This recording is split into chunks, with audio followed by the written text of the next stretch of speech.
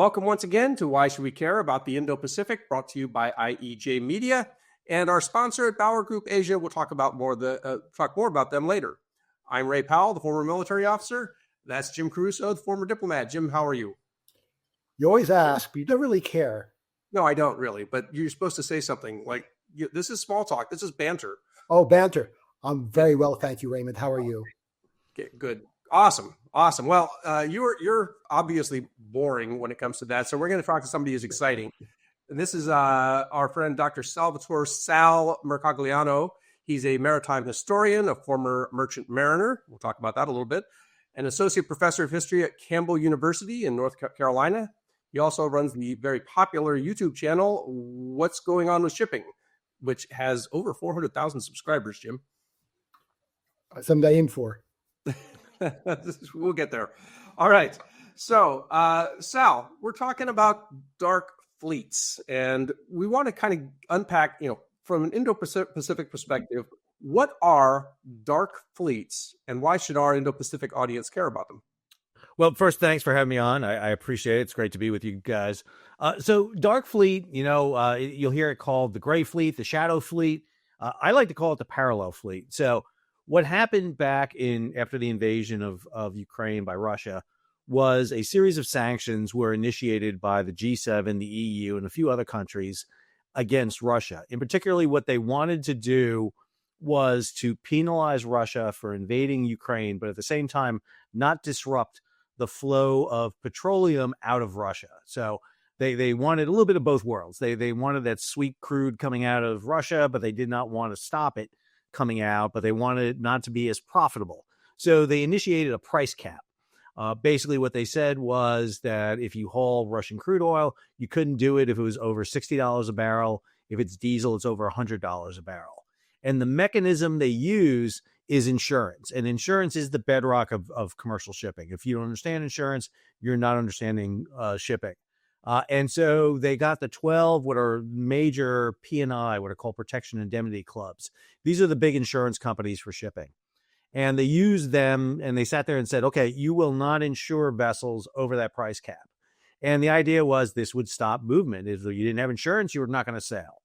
Well, what the Russians did is looked at sanctions that were leveled against Venezuela and Iran and other countries that we've done sanctions in the past. And they looked at that and they basically took what those countries did and put it on steroids. So what they did is they reflagged the vessels to these new registries that are really outside the bounds of normal ship registries. And more importantly, they moved the operating companies from Russia and other places to new shadow companies in places like the UAE, in Singapore and Hong Kong and other countries. And most importantly, they got new insurance companies. They created either new insurance companies or don't even have insurance at all.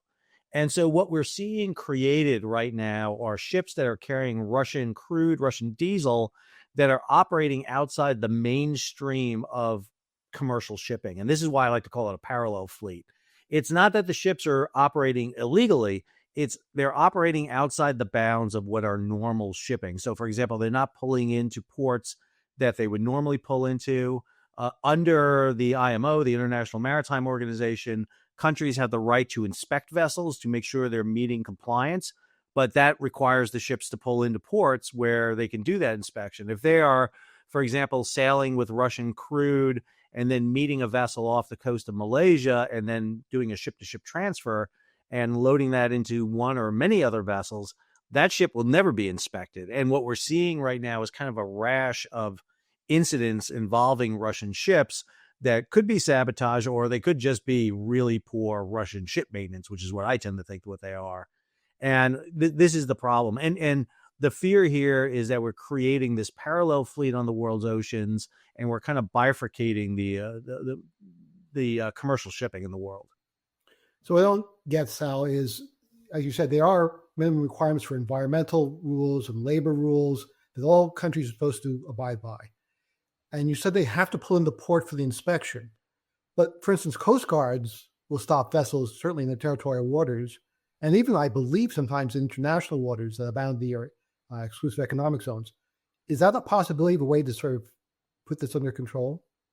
It is, and we're seeing that right now, for example, in the Baltic, where we've had a series of cable cuts, and you're hearing the Baltic states, and particularly countries like Denmark, Finland, Estonia, and Sweden, talking about that. The problem you have is Section 19 of UNCLOS, the UN Convention of the Law of the Sea, which basically guarantees innocent passage. In other words, you can't stop a ship that is merely sailing even through your waters if the ship is conducting an innocent passage. The problem is the onus is on you to prove it's not an innocent passage. This is what we do with Freedom of Navigation Acts. So, for example, when we see steam through the Taiwan Straits, we're arguing this is innocent passage. We have the right to do this, even if it's within, the EEZ of China or Taiwan or any country. And so you get into a very difficult situation where you got to be careful about boarding. A lot of the boardings that we've done in the past had either UN sanctions on them, or there were some sort of mandate that was put into effect to do these sort of boardings. And what we're seeing right now in the Baltic is there's a big question about whether you can just board Russian ships for fear that they're dragging anchors or some sort of device to cut cables. And, whether you have the justification to do that or not. And so what we're seeing is these ships operating outside the normal bounds. I mean, you've got ships that are registered in what was the former state of Swaziland, for example, and that state isn't even a part of the International Maritime Organization. One of the biggest ones right now that's growing is Mongolia, the big seafaring nation of Mongolia. So, not a lot of shipping in Ulaanbaatar, but this is what we're seeing happen out on the high seas. So, you talk about innocent passage, and of course, bringing us back to the Indo-Pacific, what we're seeing off of Taiwan is cable cuts that seem to involve ships that are clearly, whatever they're doing, it's not innocent passage. These ships are not moving in a straight line. They're just meandering about, which, again, they can do if they're in international waters or even in an exclusive economic zone. They just can't do it in a territorial sea, right? And yet we've got all of these ships just wandering about. Do we have to worry that all these sort of meandering ships are dragging anchors and cutting cables? Well, I mean, it is a concern. I mean, because what we're finding out is number one, it's really easy to break a cable. I mean, it doesn't take that much to do it. The vast majority of undersea cables are just lying on the ocean floor. They're marked on charts because we want them marked on charts so you don't drop an anchor on them. And so we know exactly where they are. And, one of the big things, and I talk about this quite a lot, is we really need the International Maritime Organization, which is the UN arm of shipping. It's supposed to be the overseeing agency for really shipping, is to come out with some more, I would argue, muscle to things like AIS reporting and ensuring that vessels cannot just operate without clear, identification, who they are, who their ownership is, all the details that you want in shipping. Because one of the things, like, as you mentioned, is what are these ships doing? We don't know. I mean, because there's really no real mechanism to have to report to what ships are doing. There's not a real mechanism to know who owns a ship, what insurance they have on the ship. This is, whenever somebody tells me, it's like, well, I know who owns a ship, I know who insures a ship. It's like, do you really? Because it is a mask. Because one of the things that we've become very good at in shipping is masking ownership, so that if a accident happens, there are levels that you have to burrow through to get to whoever the owner is. And even when you get to that, there's not a lot of assets at the end of it. So it's very difficult to tell. So, ocean shipping is really very myopic. It's hard to get a clear picture. And, especially in the Indo-Pacific, where you have so many vessels that are operating and are not just scheduled sailing routes from point A to point B. They're picking up containers. You can find their vessel schedule on a shipping channel. I mean, there's just a lot of traffic out in that region. And especially when you start getting into fishing boats and maritime militias and all these other vessels, it's really hard to paint through the picture and really to figure out patterns because of the number of ships. We're talking about over 100,000 ships, over 1,000 gross tons on the world's ocean. It overwhelms literally everything. I was posted in Cyprus for a few years, and I remember going into the shipping agent organization as well as the government saying, you guys got to clean up your registry because you're doing some bad things. That's when the United States was big and bad, not like now.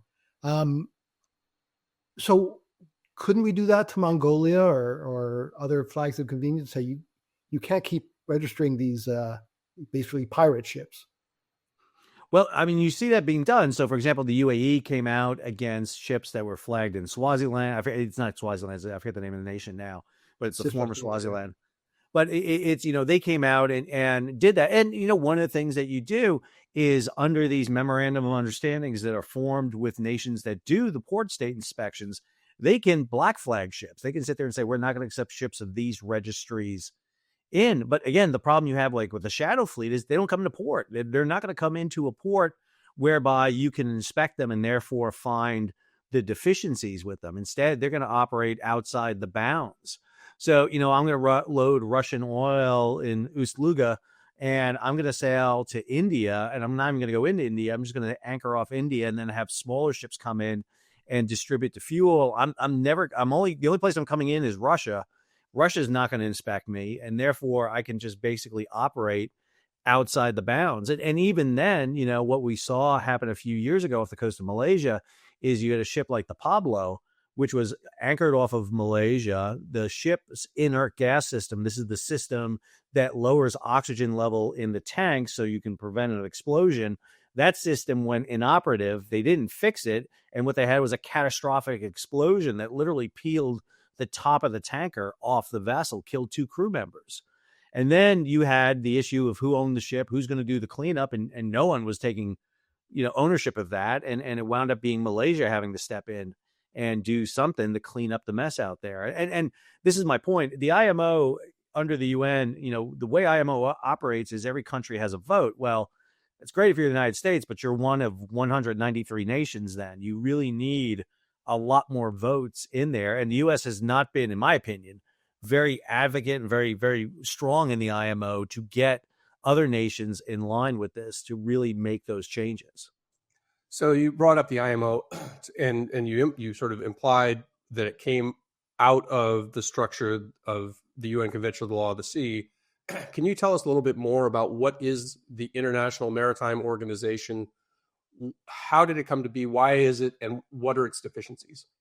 So IMO actually comes out of the founding of the UN. And so when the U.S. got the United Nations headquartered in the United States, initially San Francisco, later New York, Great Britain wanted something. And so they took the IMO. They said, we want the shipping side, because at the time, Great Britain was one of the leaders in shipping at the time. And so the International Maritime Organization really sets the international conventions for levels of shipping. Basically, this is the international levels we should be at. So, you can go all the way back to safety of life at sea, which was originated in 1912 with the Titanic. You can talk about the Marine Pollution Acts that came into effect in the 1960s and 70s with a series of really horrific tanker accidents. And so IMO helps to set the standards, really set goals for ocean shipping. Now, their focus today tends to be more on carbon emissions. So one of the things that they're trying to do is make the largest objects ever made by humans, carbon neutral. Basically, they're not going to be emitting anything by 2050. And I have the solution to that. It's called a sailboat. The problem is you can't really move 20,000 containers on a sailboat. It's a big problem. And so the IMO becomes this agency that really sets the standard. Now, they were lagging for a long time. I would argue they jumped ahead here a while. And one of the things that we're seeing now is thanks to things like port state control, the U.S. Coast Guard boards vessels coming into U.S. ports. So we get to have a Coast Guard team go on board and inspect. The problem with that is 80,000 ships a year come into the United States. Only about 10,000 are inspected because of just the sheer numbers. And even the inspections that are done, you have a very limited amount of time on board the ship. You have very young, inexperienced Coast Guard crews who don't really know commercial shipping. And so we don't catch everything. This is an issue we had with the Dolly taking out the bridge in Baltimore, for example. And so, around the world, this is supposed to be done. And so, in the Far East, you operate under the Tokyo MOU. In Europe, it's the Paris MOU. It's the Riyadh in the Middle East. And countries are supposed to do these inspections, and they issue alerts out. Hey, ships from this registry are giving us problems. You get a flag, black, white, or gray, depending on your level of efficiency. And that will alert countries for, more, this ship needs more of an inspection. because of the track record, or we're just not going to accept these ships anymore. The problem is, again, is what is the IMO's function? The IMO's function right now tends to be more toward environmental issues, ESG issues now. I would argue they've got to get back more to regulatory issues, dealing with the proliferation of these open registries. Back in the day, Panama, Liberia, Marshall Islands, the biggest 3 open registries there are, they're good registries right now. I don't care what anybody tells you. They are good registries. They have got mechanisms in place. They operate good ships. The problem are these new registries, St. Kitts, Cook Islands, Nevis, all these little ones that keep popping up that are just PO boxes and paying the government some money, and you can fly your flag. That's the problem. And now these insurance companies are the other big problem, because now you're not running with the 12 big international P&I clubs. Now you're setting up kind of mom and pop insurance companies, so that if an accident happens, who's going to be responsible for this? We had during COVID a tanker go aground in Mauritius. And, there was a lot of debate about who's responsible for this cleanup. And there was a lot of chasing down who the owner of the ship was, who the insurance company was. This has been, I would argue, magnified. And unfortunately, the IMO is very slow at legislating change. So the Trump administration has vowed to crack down on Iranian oil exports, which are under sanction, and I presume are being transferred under some of these gray fleets to India and China. Is there a way that he can fulfill this promise given this current situation? Well, what we've seen done is, and we're seeing with the Russian fleet is the United States and EU are issuing, I think the EU is up to its 16th level of sanctions against Russian tankers, and they're going out and individually identifying tankers at this point. So they're adding them to sanction lists. So, the initial effort was just to do the price cap, but now ships that are seen to be violating those price caps are getting listed to, the OFAC and other agencies' sanction list. And, every ship has an IMO number. You can't change that. You can change your ship name 10, 20 times, but your IMO number is never supposed to change. So that once you get tagged with that sanction, then the question becomes the sanction follows the ship. So in the case of Russian oil, for example, there's some cases where Russian tankers have been targeted by the State Department. They show up at India, and India doesn't want to touch them now because they don't want to get touched with the sanction, because the sanction will attach to them too. And what's going to happen here is if the Trump administration expands, which we expect to happen with the Iranians, then we're going to see NTIC, the Iranian national tanker company, be saddled with the same thing. But the fear is that you start trading then outside the U.S. mechanism. Does BRICS create their own kind of trading system outside the mainstream of the U.S. developed nations? And I think that's a big issue, because then you're going back to almost like a system of mercantilism of the 17th, 18th century, where you have kind of closed economic systems. What's made ocean shipping great is it's open. It's been, since 1945 and, Bretton Woods and all this kind of great stuff. You have open seas. And literally since the end of World War II, we've had pretty much freedom of the seas and the ability to trade. Even during the height of the Cold War, the Russians were really behind a closed economic system. But since the fall of the Soviet Union, we're in this big, huge, massive open trade system. Now we're in danger of creating this secondary system, and that would create competition on the oceans for ships. That almost seems kind of inevitable, honestly, as you talk about it. Tell me about ship-to-ship transfers. Are they inherently bad? I mean, is a ship-to-ship transfer almost always a bad thing, and is it usually an illegal thing? So ship-to-ship transfers, I would say, are not inherently bad. I mean, we see vessels transferring fuel all the time. I mean, go to the Gulf Coast of the United States, and you have ships going to the Loop, the Louisiana Offshore Petroleum System, and you'll see, very similar ship-to-ship transfers going on there.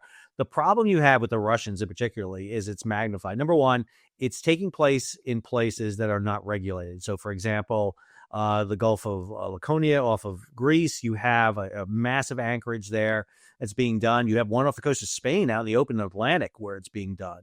You have one in the South China Sea off the coast of Malaysia. The problem you have is there's no oversight, no regulation toward it. So you'll get ships coming alongside each other. There's no tugboats in place, so you're bringing very large vessels up against each other. You're rigging hoses between them. There's no containment booms if there's spillage of any kind. It's an environmental disaster waiting to happen. It's only a matter of time. It's not like it's going to happen. It will happen. But in the question becomes, will it be a disaster for which country? Greece tried to push this off its coast by hosting military exercises in the Gulf, but they kept it up for quite a while. And I don't think they were doing any exercise except for running a ship through every now and then because they tried to push it off. But ship-to-ship transfers will happen because, one of the reasons you're seeing the ship-to-ship transfers is this too, is because of the sanctions on oil and fuel coming out of Russia. A lot of Russian oil was going to Europe, and so you could load a tanker that can go through the Turkish Straits of the Baltic and then offload in Europe. And so that tanker was fine. Now you want to take that load of oil and go to India or go to China. Well, I don't want to transport it on a smaller ship. It's more efficient for me to put it on a bigger ship. So I'm going to take 3 vessels and load it into one big vessel and sail it that way. And so that's where the ship-to-ship transfers come in. And the problem is when it happens outside of territorial waters, out beyond the 6 or 12 mile limit, depending on what UNCLOS sets as your territorial limit, there's really no oversight. There's nothing much we can do about it as long as it's taking place legally and there's no environmental issue. You literally have to wait for the accident to happen before you can react. All I can think of is the high seas are a lawless place, and we have Blackbeard running around doing stuff. Ian Urbina, made a name for himself writing about the outlaw sea, and in many ways, episode 10. Why should we care about the outlaw ocean? Thank you very much. There you go. And it is. I mean, in many ways, it is. It's the Wild Wild West. It always is. The minute you get outside the 12 mile limit, it is that Wild Wild West. And again, that's what you want the IMO to be sitting there doing. It's one of the reasons for UNCLOS, which again, the United States has failed to ratify. Again, one of the biggest countries that have never ratified it. Right. And what I find somewhat surprising is we have a tiny commercial fleet now under U.S. flag. So you would think we'd want to have more rules, since otherwise we're at the mercy of other nations for the shipping, no?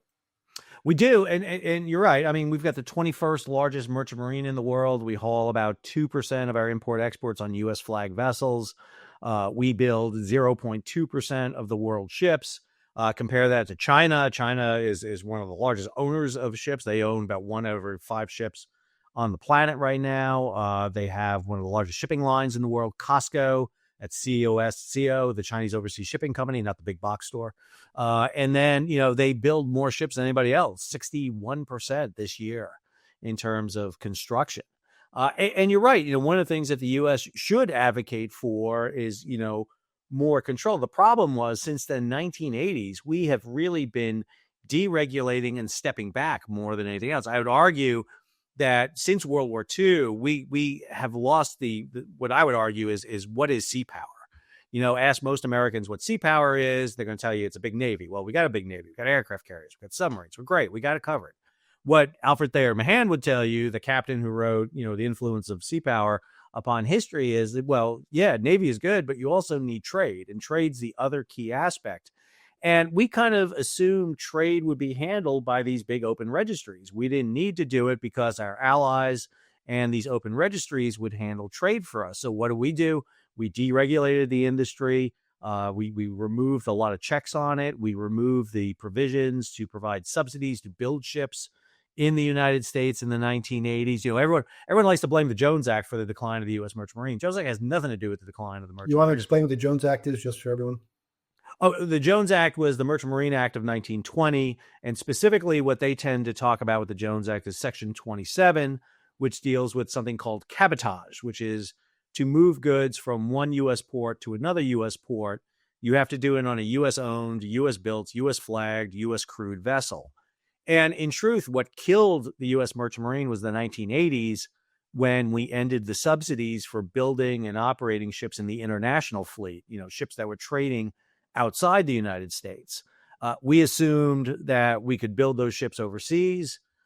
We assumed that the shipyards would take the slack up by building Navy ships because we were going to build a 600 ship Navy. Instead, we've built less than a 300 ship Navy. And what we have found out is that all those U.S. shipping companies realize, well, I don't have to be a U.S. company.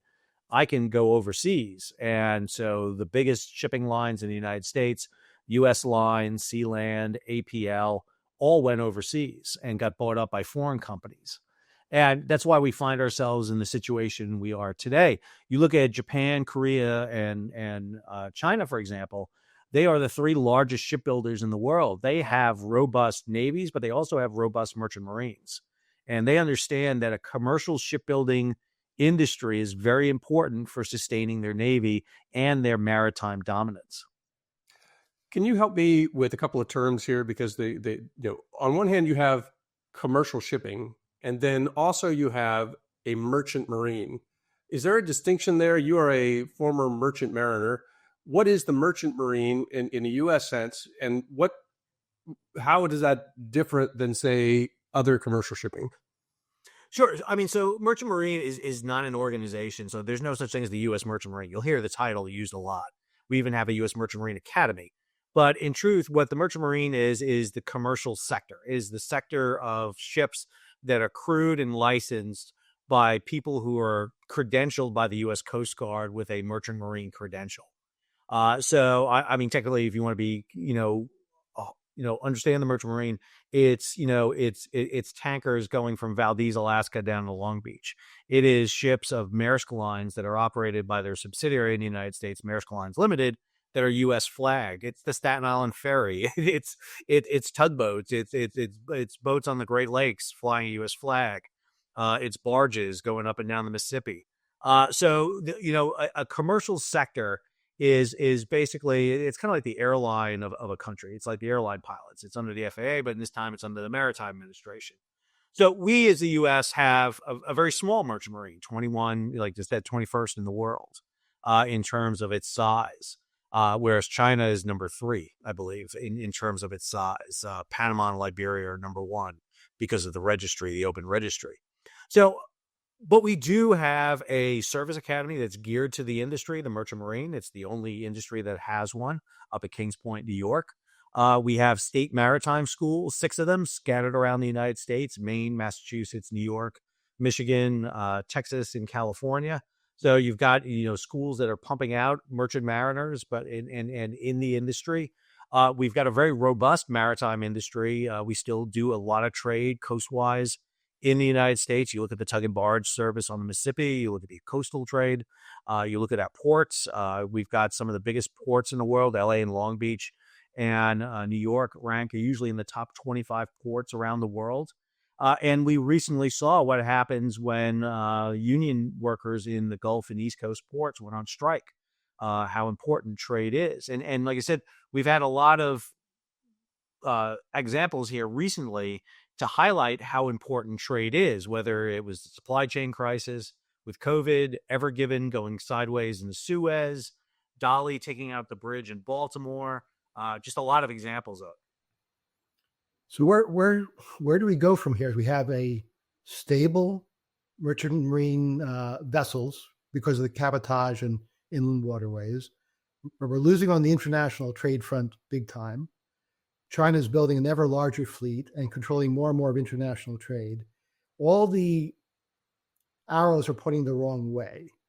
And meanwhile, we have this enormous gray fleet out there that's busting all our sanctions and causing us more grief. So if I made you king of the seas, what would you do? Well, before I answer that, James, there's another problem that we have too, and this goes right to Indo-Pacific area, is that if we have a conflict, a peer-to-peer conflict against a country like China, we're in serious trouble. So number one, our U.S. Navy, 1 out of every 5 ships in the U.S. Navy are crewed by merchant mariners. The reserve, the auxiliary vessels, the oilers, the supply ships, all of them have merchant marine crews on board. They're government service, what they call CIVMARs, civilian merchant mariners. So 1 out of 5. We are critically short of merchant mariners in that field right now. We're about 1,400 mariners short. Matter of fact, the commander of Military Sealift Command a few months ago announced a program to lay up 17 ships so that he could repurpose those crews to crew vessels that are forward deployed. We just had one of those forward deployed vessels, the USNS Bighorn, an oiler, run aground off the coast of Oman because the ship was being used so extensively. I would argue the crew was severely fatigued that they had a navigation error. They ran aground. And for a brief period of time there, you had a U.S. carrier strike group, the Lincoln, without an oiler. There was no way to refuel it. Now, you don't need fuel for a nuclear aircraft carrier, but the escorts and the aircraft need it. And so we found ourselves at a loss out there. Should we have a conflict in Indo-PACOM and you need to deploy forces from the United States, the first leg of that is going to be a pool of reserve ships we have in the United States, what's called the Ready Reserve Force. These are roughly about 50 vessels. The average age of the vessels in the Ready Reserve Force are 44 years old, 44. And they don't have sufficient crew on board to be manned. So we got to call up additional mariners to crew those vessels. And we are critically short of mariners across the whole U.S. Merchant Marine, about 1,600. So the ships that we need to load up equipment for the Army, the Navy, the Marine Corps, the Air Force, we're going to have to find crews for them. We're going to have to hope the ships start because, again, they're 44 years old. We did a test of them back in 2019. They're supposed to be at an 85% readiness. In other words, 85% of the ships are supposed to be ready to go within 5 days. When we did the test in 2019, it was 40%. So, if I'm Admiral Paparo, I'm counting on X amount of 10,000 square foot of cargo coming my way. If I'm supposed to get that, and now I only get 40% of that, what does that do? So I would argue we have severe problems when it comes to this area. Fixing it is we need to start now. A lot of people will tell you it's too late. We were too far gone. I don't buy that for a second. The best time to fix this was 40 years ago. The second best time to fix it is right now, because now's the time you need to invest in it. And we're seeing that starting to happen. You have Senator Kelly, along with Representative Waltz, putting out the Ships for America Act. So bipartisan support. Here you have a senator, Democrat from Arizona. Here you have a Republican congressman from Florida, now National Security Advisor, putting this out. One of the most interesting things about maritime reform is it is extremely bipartisan. It is crazy how bipartisan it is. We had a piece of legislation in 2022 called the Ocean Shipping Reform Act come out. Representative Garamendi from California, Democrat, Congressman Dusty Johnson, Republican from South Dakota. So this has broad bipartisan support. And what this new bill, 340-something page bill, is trying to do is trying to jumpstart shipbuilding, trying to get shipbuilding going again, trying to get tax incentives to start ship construction, trying to raise the level of maritime concern with basically appointing a maritime czar and a maritime board to review this elements. I mean, it's very much, a lot of things when you hear Admiral Paparo talk all the time, he talks about this. It's always maybe not the first issue he talks about, but it's always the thing that's underlying the issue here is this commercial aspect. And it has secondary effects on the U.S. Navy. Why is it so expensive to build ships in the U.S.? Why is it so hard to repair ships in the U.S.? Because we don't have a commercial infrastructure. China, if you look at where they build their aircraft carriers in China, right next to them, they're building tankers and container ships. They have the building and repair facilities right there. We don't. And that's largely because in the 80s, we turned our back on the commercial shipping sector and we decided to focus on Navy shipbuilding. And unfortunately, what that has done is turned our commercial shipyards into Navy shipyards. All they do is Navy contracts. They're sole source customers. And if you just have one customer, you're not going to make that customer angry. So it sounds like there is violent agreement that we need to do this. So, I mean, are we going to do this, or are there bumps in the road? Are there saboteurs out there? Are there adversaries to this policy who are going to stand in the way and stop it from happening? Well, right now it looks like it's going ahead. Like I said, it sounds like this is going to be one of the very first pieces of legislation that the Trump administration wants to get across the finish line. Obviously, with Representative Waltz, and I should mention Senator Rubio is also another co-author of the bill. They're in the administration now, and so they have support. Senator Kelly is out full force talking about this. He's the only member of Congress or Senate, I should say, who's a graduate of the Merchant Marine Academy. So, he's behind this. So I think there's a lot of support for it right now. There is opposition. There's always going to be opposition. There are groups who make the argument that the U.S. should not get involved in anything that deals with subsidies and with government kind of intervention in this areas.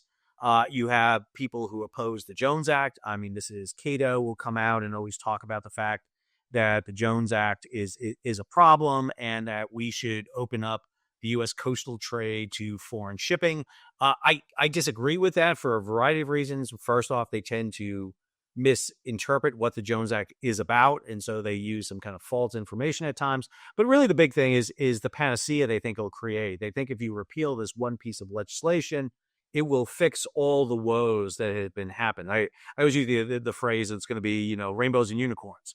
And I would argue it's not. What we need is reform. We need reform. We have neglected it.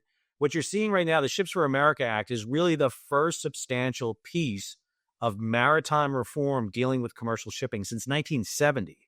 So again, we're talking 55 years. We've basically ignored this. And I think it has a lot to do with the fact that we take shipping for granted. We just kind of assume it was always going to be there.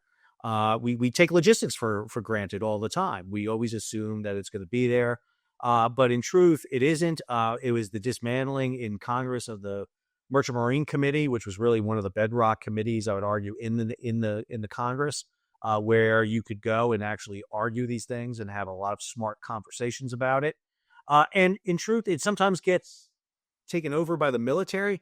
The military is always leery about talking about this because they get worried about getting saddled with the bill. The Navy doesn't want to talk about it because, well, then we're going to have to pay for it. The Army talks about it all the time, but the Army doesn't want to say too much about it because they needed to move their Army brigades. The Army does you no good sitting in Fort Lewis, Washington. It's got to get overseas. But they don't want to say it because they don't want to be saddled with the bill. And so this has really got to be on a national level. And what we see in the Trump administration right now, more than I would argue in the Biden administration, is an attention on shipping matters.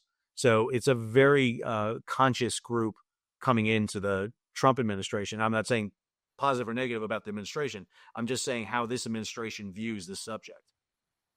It's a big list of things that need to be done. Wouldn't it be cheaper to have the South Koreans and Japanese build the ships and we do the other aspects?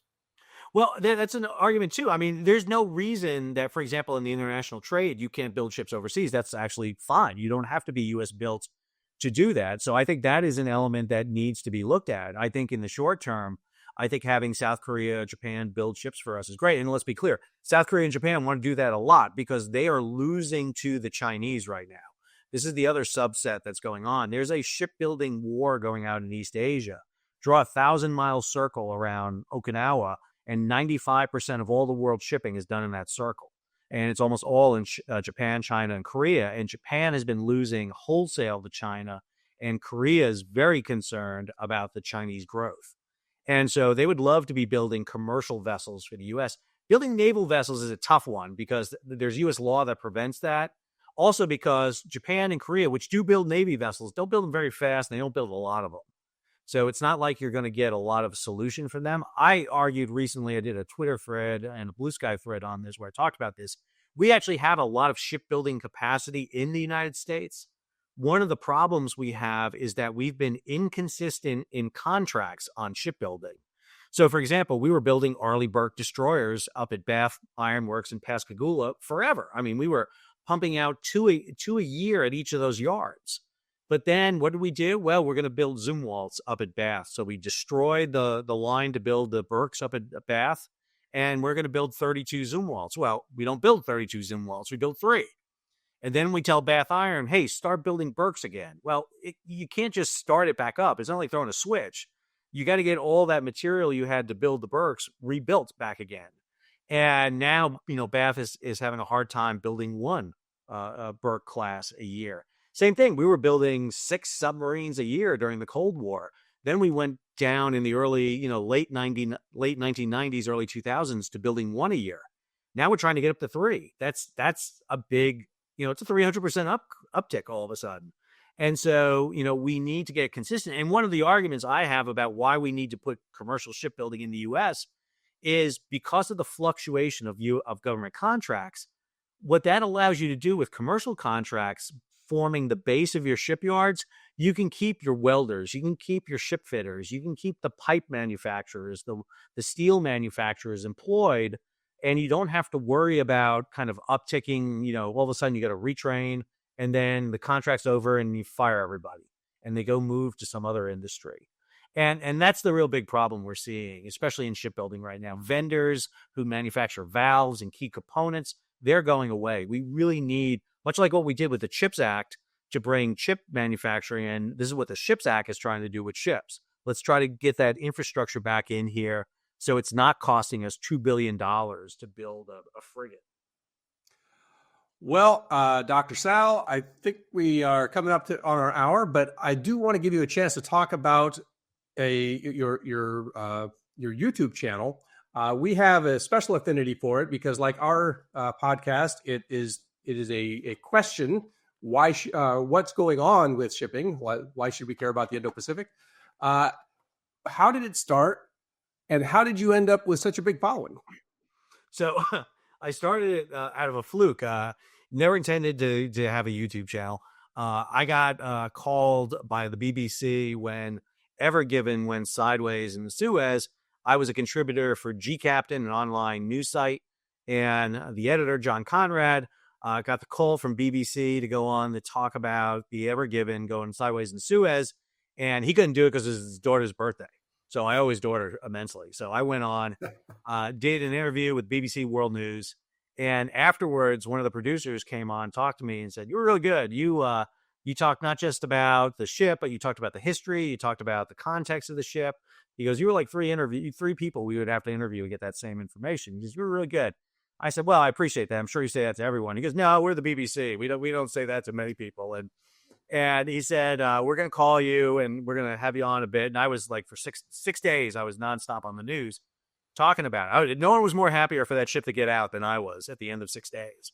But I decided to, get my buddy John, and we did a half-hour talk on Ever Given because, you do a news interview, it's 5 minutes. So we did a half hour talking about Ever Given, and I posted it on my YouTube channel. I just posted some other things on my YouTube channel over time, some lectures and things like that. And I got 3,000 views. I was like, wow, that's fun. Let's do this. And so the channel actually started about what's going on with Suez. So we were following Ever Given, and then Ever Given got unstuck, but then it was arrested in the Great Bitter Lake, and it was held there for 100 days.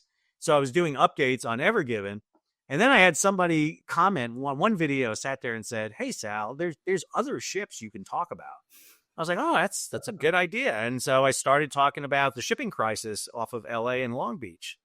And it has just taken off since then. I was like, my son was my 10,000th subscriber. I thought that was going to be the epitome of it all. It was great. So he got to be my 10,000th subscriber. A little question about why he didn't subscribe earlier, but anyway, he came on, and then it is just what I find really fascinating is it's grown, over time. There are incidents that kind of all of a sudden create these big, huge upticks. So the biggest video I ever had was one I did the morning Dolly took out the bridge in Baltimore. I did a 6-minute video just about what we saw. Basically I just, here's the 6-minute video of it hitting the bridge.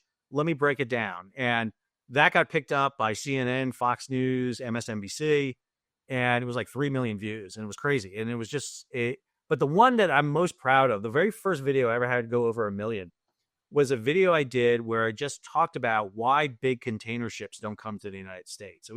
It was me sitting down like, oh, this is interesting to me. I'm just going to do this video.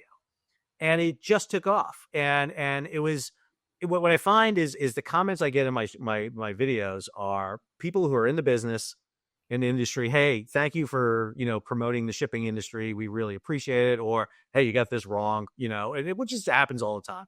But then I get people from the middle of nowhere. It's like, listen, I live in Manitoba. I'm about as far away from shipping as you can get, but I love it. It's like, I'm really fascinated by it. And, being an educator, I've been teaching for 20 something years now. I take very complex subjects and I don't dumb them down, but I make them so that people can understand them. And I think there's not enough people who do that in industries and in areas in military and political and in a whole batch of things.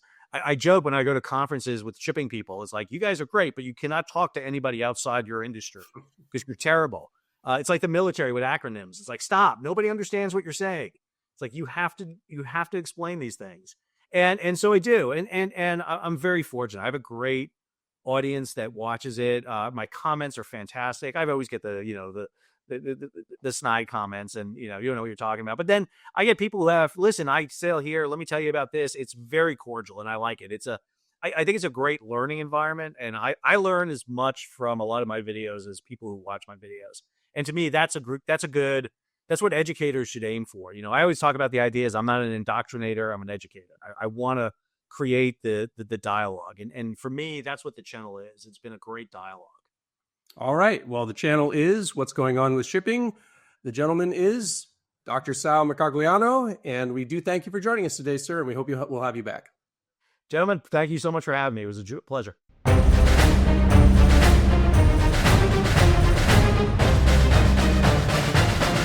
All right, Jim. Well, I was happy to get him on. I recently have become more, with my other work with Sea Light, I've become much more fascinated with these dark fleets and these flags of convenience because of all the ones that are operating off of the coast of Taiwan. And I recently had a little symposium and invited Sal to participate in it, just to sort of help unpack what are all these ships doing. And it's really fascinating. I mean, when you think about all the security problems in the world, we tend to focus in on navies and maybe China Coast Guard and maritime militia, but now we have all these commercial ships we have to worry about. Well, you look at international trade, trillions and trillions of dollars worth of goods traversing the oceans. And each ship is its own corporation, with its own insurance. So it's a bunch of little companies floating around. And how do you keep track of all that? Yeah, and I think just looking at, again, just staring at this for a little while, just to get your head around the fact that there is this entire registry, this new registry where Mongolian flagged ships, and if he talked about this. If you know anything about your Asian geography, Mongolia does not have a navy, right? There is no coastline, and yet they are able to register all of these ships and make it very, very easy for ships to register with them because that's a way for them to make money. Well, they have camels, and their ships are the desert.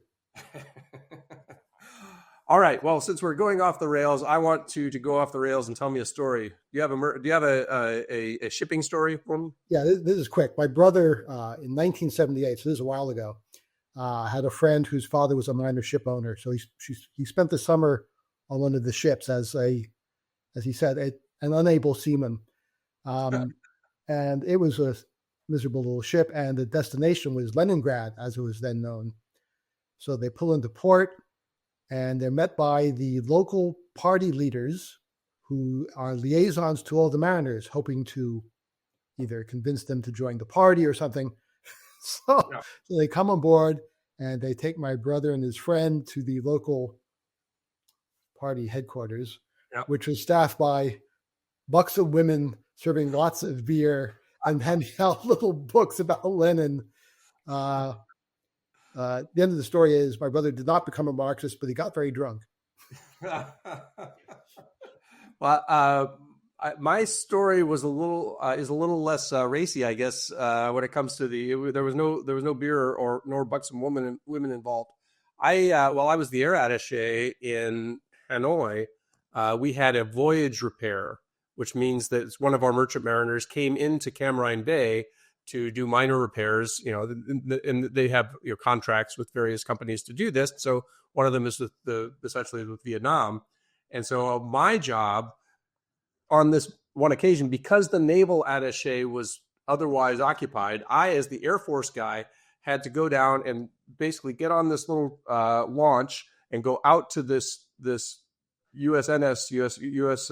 Naval Service ship, Merchant Mariner, and climb the Jacob's Ladder. And, so it's going to come up alongside, and there's this rope ladder, and I have to somehow figure out how to scale this thing, which, is not that hard, but you just know as the Air Force guy that you're going to fall in the water, right? And you can't, and certainly if that were to happen and the Navy attaché were to have found out about it. So I was terrified that I was somehow going to miss the ropes and fall in the water. And thankfully that didn't happen. I managed to get off that thing, on and off that thing, without getting wet. But so I have been on a USNS ship. My only function was to sort of say hello to everybody and be the official U.S. Embassy presence. But I managed to survive the Jacob's Ladder. Well, it's your cat-like agility and cat-like fear of water that I think got you through. Yeah. All right. Well, Jim, we do want to remind our audience that our podcast is sponsored by Bauer Group Asia, a strategic advisory firm that specializes in the Indo-Pacific. They apply unmatched expertise and experience to help clients navigate the world's most complex and dynamic markets. My co-host, Jim Caruso, is a senior advisor with Bauer Group, and you can find them at BauerGroupAsia.com. And we want to remind you that if you are listening to us as an audio podcast, that you can find us also on YouTube. We are at youtube.com at IP Podcast. Regardless of how you listen to us or watch us, we want you to make sure you hit that subscribe button so that we can get up to where Sal is with 400,000 subscribers. Right now, we're hovering just above 20,000, I believe. But we're coming for you, Sal. One of the things you can also do is you can go back and listen to some of the other podcasts. I really do recommend episode 10. We talked about that. That was Why Should We Care About the Outlaw Ocean with Ian Urbina, a fascinating podcast that I don't think has gotten nearly as much attention as it should because it was really interesting. Certainly, you should find us out on your social media. We have a presence on X. We are on LinkedIn. And you can just look at us by just under our name at Indo-Pac Podcast is on X. And of course, YouTube, just type in our name. Finally, you can email us, Indo-Pacific Podcast@gmail.com. That's Indo-Pacific Podcast@gmail.com. We do read all of those. And we want to thank our producer, Ian. Follow him at Ian Ellis Jones on X. And that's it for this time. Please join us next time on Why Should We Care About the Indo-Pacific.